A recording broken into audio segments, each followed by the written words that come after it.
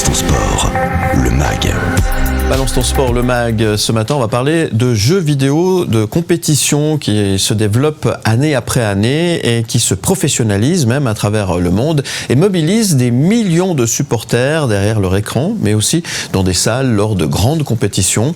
À Lausanne, par exemple, un club grandit et se bat pour dynamiser et faire en sorte que l'e-sport soit une discipline reconnue dans le pays, tout simplement. Le club s'est même associé il y a quelques années avec le Lausanne Sport et on en parle ce matin avec votre invité Léo de Garrigues, le président de ce club, Frédéric Torix-Boy. Bonjour et bienvenue. Bonjour, merci bien. Merci à vous d'être là avec nous ce matin. On va parler de ce sport. C'est du sport, ça? C'est vraiment du sport? C'est la vraie question. Moi, j'aime bien dire que l'e-sport, c'est de l'e-sport, c'est une discipline à part. Ouais. Après, dépend de la définition du sport. Si on considère que les échecs en est un, l'e-sport en est carrément un. Ouais. On a une grosse activité cérébrale, on a aussi toute une mémoire musculaire, beaucoup au niveau des bras, le haut du corps, certes, mais tout dépend de la définition du sport. Mais j'aime à croire que d'ici quelques années, on se demandera plus si c'est un sport, mais on dira simplement que c'est de l'e-sport et que c'est sa propre discipline. D'accord. Pas de tendinite, ça va? Vous devez muscler ça fait partie des risques du métier. Exactement. Ouais. D'accord. En tout cas, bienvenue et merci d'être avec nous. On va découvrir avec vous, Léo de Garrigues, et grâce à votre invité, Frédéric Torix-Boy, justement cette discipline que je ne connaissais pas personnellement. J'apprends des choses, c'est très bien. Et justement, par rapport à ce qu'on disait à l'instant, on parle de sport avec plusieurs disciplines, le foot, le basket. Je crois que votre vision, c'est aussi ça, c'est que dans l'e-sport, il y a plein de jeux différents, à l'image du sport, avec plein de disciplines aussi différentes et des spécificités à chacune. Oui, exactement. Souvent, quand on dit on pratique de l'e-sport, on s'attend à quelqu'un qui joue à plein de jeux vidéo, à plein de choses, qui est tout le temps derrière ses écrans. Mais l'e-sport, c'est autre chose, c'est aussi coupé en sous-catégories. Et puis, on est tous un peu experts d'une discipline, à l'image du foot, du basket. On ne pourrait pas être professionnel dans 2 ou 3 sports différents. L'e-sport, c'est pareil. Et puis, c'est coupé par communautés différentes.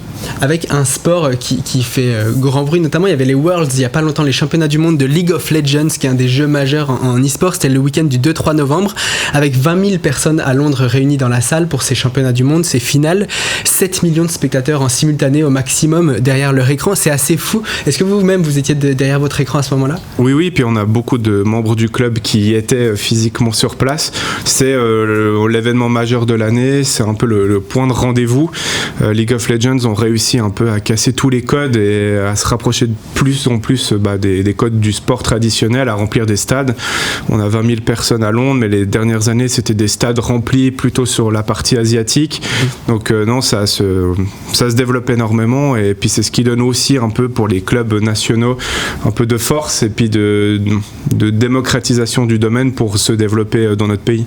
Ce que vous êtes en train de dire, c'est que c'est pas pour les geeks alors? Pas que. Non, pas que. Et puis, il y a pour tout type. Il y a celui qui va beaucoup jouer dans la performance, mais il y a aussi celui qui veut jouer pour se détendre en rentrant du travail le soir, mais qui va suivre cette scène compétitive.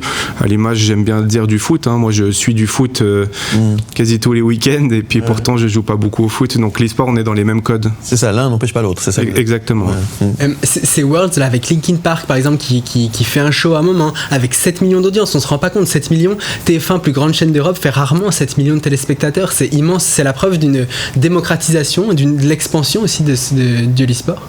Ouais, tout à fait, et puis c'est des chiffres qui font que d'augmenter. Après, il y a un gros travail, il y a des productions de plus en plus professionnelles, il y a tout aussi ce monde de l'audience, avec beaucoup d'influenceurs qui font partie de ces shows-là maintenant. Avoir un Linkin Park, c'est clair que c'est toujours incroyable, il y avait du Imagine Dragons les dernières années, donc ça rentre dans la pop culture, et puis aujourd'hui c'est moins stigmatisé qu'à l'époque où il y a quelques années on avait presque honte de dire je rentre, j'aime bien jouer aux jeux vidéo. Là ça se professionnalise, mais c'est aussi par le travail des équipes qui ont professionnalisé le milieu et l'encadrement autour des joueurs. Et on va continuer de parler d'e-sport et du développement de votre club notamment dans un instant. Avant ça, vous avez choisi ce morceau My Name is Stain de Chaka Ponk. Oui. Pourquoi ce choix-là? Petit coup de cœur pour ce groupe qui casse les codes justement, et puis ça fait du bien. Balance ton sport, le MAG. Balance ton sport, le MAG avec notre invité Léo de Garrigue, Frédéric Torix-Boy. Oui, vous disiez Frédéric, en 2022, les très bons joueurs en Suisse arrondissent les fins de mois. Pour en vivre, il y a encore un petit gap à combler. C'était il y a 2 ans. Comment est-ce que ça a évolué le milieu de l'e-sport ? On est encore dans la même réponse. Ça a évolué en positif où les enveloppes sont des fois un petit peu plus épaisses, mais de là à en vivre pleinement en Suisse, c'est très complexe. Et dès qu'on commence à avoir un très bon niveau, on est assez vite encouragé à quitter le pays pour aller en vivre ailleurs, là où c'est un peu plus développé, où le coût de la vie est un peu plus faible. Vous parlez d'enveloppe, comment ça fonctionne concrètement ? C'est des compétitions à l'image d'un tournoi de tennis par exemple, où à la fin celui qui arrive le plus loin gagne un prix, une rémunération ? Oui, exactement, c'est ça. Il y a du cash prize par tournoi, par événement. Et puis l'idée, c'est que les clubs aident au maximum à réduire les frais pour les joueurs, parce qu'il y a des frais très conséquents. Alors il n'y a pas que le matériel, mais il y a aussi le déplacement, surtout en Suisse. Dès qu'on prend un train, la note finale s'alourdit. Mais le logement, les frais pour bien se nourrir aussi, pour éviter de manger n'importe quoi. Et puis une fois que le joueur performe, après il y a le cash prize qui rentre en compte, puis c'est là où ça va l'aider pour la fin du mois. Vous avez un club, des joueurs, une quinzaine de joueurs qui jouent dans votre club. Ça ressemble à quoi le quotidien d'un joueur ? C'est quoi ? C'est donc un boulot à côté et des heures d'entraînement le plus nombreuses possible Ouais, alors nous, notre politique, c'est que c'est le travail ou les études toujours d'abord et en priorité. Si on a un joueur qui sera en période d'examen, il a son planning qui sera déchargé pour mettre la priorité aux bons endroits. Et puis ensuite, à l'approche des tournois importants, là, on monte un peu en charge. Nous, les joueurs, ils sont derrière des managers, des préparateurs mentaux, des coachs. Il y a un aspect aussi analyse sur les parties, donc il y a un gros encadrement, donc le joueur est là pour s'occuper de se focaliser sur le jeu et sa performance, mais derrière il y a des gens qui analysent et puis qui vont l'aider justement à s'améliorer et puis à franchir des paliers pour son propre jeu personnel. Vous parlez d'entraînement, d'un staff, vous parliez de nutrition également, c'est là où il y a peut-être des liens avec les sportifs, en fait c'est exactement le même quotidien qu'un sportif, à optimiser le plus possible de travailler sa discipline. Ouais, l'e-sport reprend tous les codes du sport traditionnel à presque tous les niveaux. Et puis c'est clair que l'encadrement fait une grosse différence. Il y a 15-20 ans, on faisait de l'e-sport sans tout ça. Et puis il y a quelques équipes professionnelles qui ont commencé à amener ça, à exploser tout le monde sur son passage parce qu'ils arrivaient avec des athlètes vraiment carré, parfait. Puis du coup, c'est devenu un peu une norme si on veut performer au plus haut niveau. Et puis aujourd'hui, on voit les bienfaits auprès de nos membres. Donc non, c'est que positif pour le domaine. Ouais. Vous parliez de jeux, de chacun à son jeu. Alors d'abord, quels jeux sont les plus populaires aujourd'hui, que ce soit en Suisse ou dans le monde ? Et comment est-ce que ces jeux deviennent, eux, les plus populaires ? Comment est-ce qu'ils sont choisis pour être, par exemple, en finale des Worlds ? Pourquoi c'est League of Legends ? Comment un jeu perce, tous les développeurs de jeux vidéo aimeraient que ce soit leur jeu, le prochain jeu e-sport qui cartonne, mais c'est la communauté de joueurs qui choisit et on va retrouver des choses qui sont un peu communes, mais League of Legends c'est un jeu gratuit où aujourd'hui dès que la partie commence il n'y a pas d'avantage à payer un abonnement ou payer certaines choses, on est sur une équité puis au final c'est le meilleur qui gagne. Alors on a League of Legends, Counter-Strike, du Smash Bros, en Suisse aujourd'hui c'est les 3 jeux qui domine en tout cas. Balance ton sport, le MAG. Alors je vous ai posé cette question tout d'abord, est-ce que c'est vraiment du sport, le e-sport ? Vous avez répondu, oui, force est de constater que oui, pour un novice pour moi dans ce domaine-là, je comprends bien ce que vous faites. Maintenant, on parle beaucoup de trop d'écran, on dit attention chez les jeunes, c'est nocif, il faut faire attention, il y a pas mal de prévention qui est faite. Vous aussi, vous avez toute dans votre organisation, tout un système de prévention et c'est important en fait. Non, c'est super important et il ne faut pas croire que pour performer, le meilleur joueur, il faut jouer 8, 10 heures, 12 heures par jour ou de suite. Il y a une phrase qui dit « play less, play better », donc jouer moins, jouer mieux. Ouais. Nous, nos joueurs s'entraînent peut-être sur des sessions de 2 ou 3 heures, puis derrière, on va analyser ce qui s'est passé, mais pas 10 heures de suite, quoi. Ouais, c'est pas sain du tout. C'est pas sain. Est-ce que c'est entendu, ce message-là ? C'est difficile. Ouais, c'est pas de tous.